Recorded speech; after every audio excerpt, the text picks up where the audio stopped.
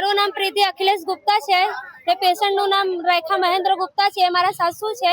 અને જે ડોક્ટરના અંડરમાં હતા એ ડોક્ટરનું નામ ડોક્ટર અમિત શાહ છે। એ ડોક્ટર પેશન્ટને અહીંયા ક્રિટિકલ કેસ મૂકીને એ ડોક્ટર ફોરેન ફરવા ચાલ્યા ગયેલા મેડિકલ સ્ટુડન્ટના અંડરમાં મૂકીને। એ મેડિકલ સ્ટુડન્ટ એ લોકોનું ટ્રીટમેન્ટ કરતા હતા, એ લોકોથી થયું નહીં તો આજે સવારે એમને મારી નાખી છે। એ 20 દિવસથી અહીંયા એડમિટ હતા। 12 તારીખથી સવારના એ એડમિટ હતા અહીંયા। ડોક્ટરો કહે છે હા સારું થઈ જશે, સારું થઈ જશે।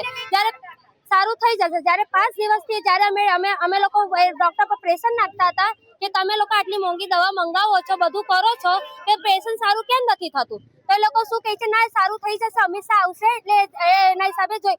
હવે એ લોકોએ શું કર્યું છે, 5 દિવસથી ટ્રીટમેન્ટ બંધ કરી નાખેલી ને આ વસ્તુની અમને જાણ નહીં હતી।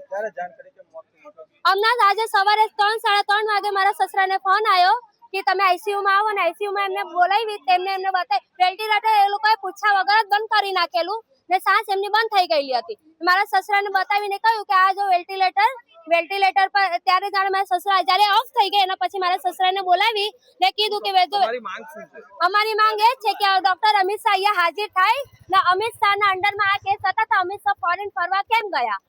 ક્રિટિકલ કેસ મૂકીને ફોરેન ફરવા કેમ ગયા?